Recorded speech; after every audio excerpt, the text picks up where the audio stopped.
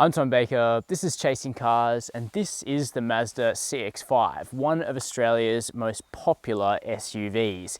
In fact, it was the most popular SUV up until quite recently when the mania around the Toyota RAV4 Hybrid has started to see the CX-5 slip down the sales charts just a tiny bit. So, to combat that partially, there's now this 2020 update of the CX-5. It largely concentrates on a bump to the capabilities of the all-wheel drive system, which we're going to be having a look at in this review, but there's also a few little mechanical changes here and there, which is part of Mazda's philosophy of constantly updating their cars and making them better. There's also this new shade of grey called Polymetal Grey Metallic, which is really unique in the segment.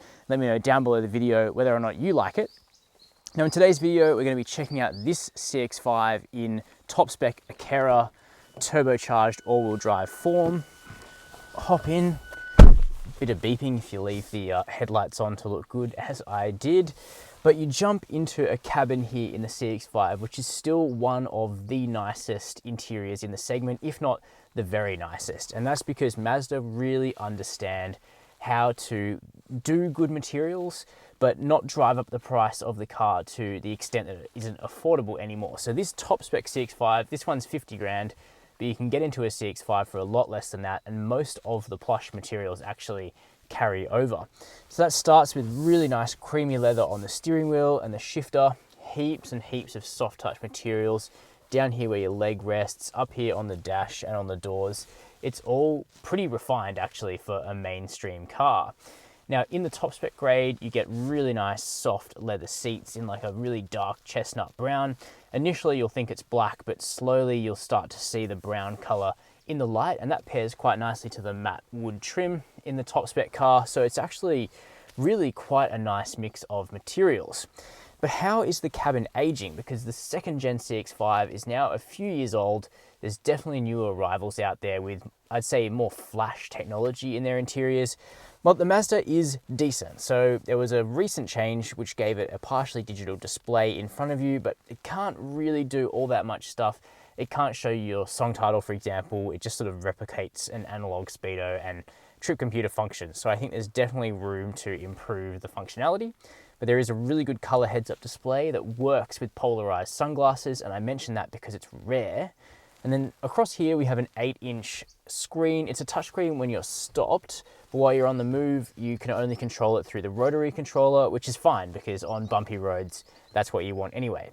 Problems are that the graphics are starting to look a little bit dated, especially on the sat-nav compared to newer cars. But there is wired Apple CarPlay and Android Auto, which is good. Plus the Bose stereo sounds really crisp and clear in this car. I like it a lot. In terms of comfort, now the seat material is soft and plush and you sort of sink into the seats. But for me, the squab is a little bit short and I've always found that slightly uncomfortable on longer drives in the CX-5 just because I have longer legs. But it's something that you should try out and see how it works for you. But there is a large range of adjustment. We've got heating and cooling, which is very impressive for this segment. And so, you know, the overall amenity is nice. Plus it's practical, big cup holders, decent tray here with 2 fast charging USB ports. We've got a little sub tray, which is good for a key, and then another spot here ahead of the shifter. But notably, there's no available wireless charging here in Australia. So up front, it's a really nice place to be in the main. But let's check out the second row, because of course, the CX-5 is used by small families as a family crossover. So it needs to have good room here in the second row. And while the CX-5 isn't one of the largest vehicles in the class, which makes it quite easy to park, the room on offer is good. So for myself, it's 6 foot, sitting behind my own driving position. I have good headroom, even though this car has a standard sunroof. Legroom, I've got another inch or 2, and there's heaps of toe room. So I could sit here comfortably on a longer drive and be okay. Now, for using this car with your family, you will be able to get a small person here into the center. It's a bit of a narrow seat, but the hump in the floor isn't too big. But 4 adults would be the maximum. You could probably get 3 kids back here though. Now, we have air vents, which is always good to see in a hot country like Australia. We have a flip down armrest, which is super soft. Seat heating actually for the outboard seats as well, which is very lush. A little felt line tray with 2 more fast charging USB ports, making this a really suitable family car. And a really impressive trait in that the soft leather-like material on the doors actually carries through here to the back, making the CX-5 feel like something of a little luxury car actually. It's really quite pleasant and quite spacious, and there's not too many complaints, even though we are a few years into this car's lifespan. One thing I would note though is that because we have this black headliner here, it can feel a little bit dark in the back, but the windows are nice and big, so I'm really clutching at straws, I reckon. And once again, we see this really striking polymetal grey colour, which is quite a big change from Soul Red. I mean, you can still get Soul Red, it's still a popular Mazda hue, but this is something quite different. Now we do have an electric tailgate on the higher spec cars like this top spec Akira. It's pretty quick, you don't have to wait too long, and it's really clever because it actually takes the full cargo cover up with it. So you get the benefit of privacy when it's down, but your loading area isn't obstructed at all. Now, it's not the biggest boot in the class, but it's a fair size. It's nice and square. The load lip isn't too bad, and we have some protection here for that pretty paintwork. Carpeted here. We have no underfloor storage, but we do have a spare, which is always good, and enough room for your stuff, plus remote releases for the seat backs. So, what is the updated CX-5 like to drive? But obviously with a pretty small and discreet update like this one, there's never going to be any major alterations to the already really good driving experience that Mazda's midsize crossover gives you. If you're a close follower of the channel, and I hope you subscribe, you'll remember that the last big update to this car was the addition of a turbocharged petrol option, which we found out about 2 years ago, and then it filtered into the car a little while after that. Basically, Mazda shoehorned the CX-9's powertrain into this much smaller form factor and created, if not a performance option, certainly a pretty tidy, quick petrol SUV out of the CX-5, and that's what we're driving here. So it's a 2.5 litre unit, so fairly significant in displacement compared to most rivals, most of which are 2 litres. And it produces 170 kilowatts of power and 420 newton meters of torque, which is quite a bit of twist for a petrol unit. You can also go for a 2.2 litre twin turbo 4-cylinder diesel, which produces even more torque, 450 newton meters, which is really, really gutsy, and that car also delivers excellent fuel economy. The petrol, is quite flexible, but its big vice is that it doesn't mind a drink. That said, you don't actually have to put premium octane fuel in it if you don't want to, though it will benefit from you doing so. At the bottom end of the range, there's 2 and 2.5 litre naturally aspirated petrols that are fine, but nothing to write home about. All of those engines are connected to either the front wheel drive or all wheel drive options through a torque converter 6-speed auto, which is actually really good and really intuitive. Now, one reason we've always liked the CX-5 is that it just delivers more car-like handling when you're approaching its limits than many of its rivals. It's not overly sporty, but it's certainly athletic and quite agile. It turns in really crisply, especially with the petrol engines, without the added weight of the heft of the diesel engine over the front axle. The steering itself is quite natural, mid-weighted, reasonably direct, feels good in the hand through this small steering wheel that's similar to the one you'd get in an MX-5, for example.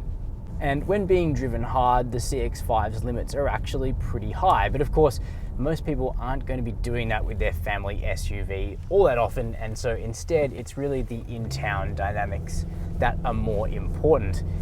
So I would say body control in the CX-5 is pretty good, but actually at low speed it can feel a little bit top heavy at times, especially under braking or when tipping into a corner with perhaps a little bit more speed than you might have expected. It just takes a moment to get used to these traits, but I think one reason for them is that the seat doesn't have a massive amount of support and bolstering, so it's also a factor of sliding around a little bit more in the seat than you might be doing in a car with slightly more lateral support, like maybe the Volkswagen Tiguan. But the ride quality is very nice. So the lower end cars are on 17-inch wheels that are really quite plush, and Mazda have slowly worked on the ride of these 19-inch wheels on the higher end grades through the life of this second generation car, to the point where they've actually got it quite nicely worked out at this stage. And it's certainly not an uncomfortable car, even on the larger and better looking of the wheel choices. Nor is it a noisy car. In fact, right from the launch of the second generation CX-5, we've been really impressed at how quiet and refined this vehicle is, and any idea that Mazdas are overly loud, noisy or harsh has really gone out the window the last few years, as the company has pivoted and decided that actually they want to make some of the quietest vehicles in the class, and this CX-5 is one of those. There were some complaints that the turbocharged model was a bit too loud in terms of the engine department, and the 2020 update has actually brought a quieter exhaust and more sound insulation to the boot area to just try and get that noise down. And if I accelerate, you know, you can hear it, but it's not an especially unpleasant sound or an especially loud or raucous one. But the major part of the 2020 updates is for the all-wheel drive models, which gain a new system called Off-Road Traction Assist, which basically is, all it is really is better cooperation between the traction control system and the all-wheel drive system. Now, most of the time, the CX-5 is going to operate mainly as a front drive vehicle. It brings in the rear axle when you need it. But now there's just a better collaboration between those two systems to create what Mazda refer to as an electronically locking rear differential when you need more traction off-road. Now, of course, the CX-5 is never going to be as capable as a proper off-roader like a, you know, Toyota Land Cruiser or a Jeep Wrangler. But what they're suggesting is simply that these changes to the CX-5 are going to make it a better partner for the occasional trip onto, you know, a trail on the way to camping, or, you know, perhaps a surface that you have found to be a little bit more rocky than you might have initially expected. It's going to be just a touch more capable. There's also been a bump to the safety technology of the CX-5 in that there's now nighttime pedestrian recognition in the autonomous emergency braking. But otherwise, the safety tech continues to be really impressive, with all grades receiving reversing AEB. So, you know, that's a great help in an SUV that is naturally a little harder to see out of than a standard passenger car. The lane keep assist is, you know, it's reasonable, but certainly not the best tuned system that I've used. But the blind spot monitoring and rear cross traffic alert is good. And on this top end spec, you do get a 360-degree camera. Unfortunately, it seems like Mazda have sourced those cameras from a 1980s CCTV VHS tape, because it's really difficult to see with clarity what's happening behind you. But of course, it's better than nothing. So that's a detailed look at the 2020 update to the Mazda CX-5. This is still a really impressive mainstream mid-size crossover. It's good to drive, it's available with a range of impressive engines, and that interior is comfortable, plush, and just good to spend time in. Of course, there are rivals that you should consider. It doesn't have the technological finesse of a RAV4 hybrid that's able to deliver, you know, really good fuel economy in amongst its other benefits. So there's lots of cars you should be test driving, but the CX-5 still deserves to be right up there as far as I'm concerned. Let me know if you agree down below this video. Any other thoughts or comments on the car or on the channel, make sure you subscribe while you're down there. And as always, thanks for watching Chasing Cars.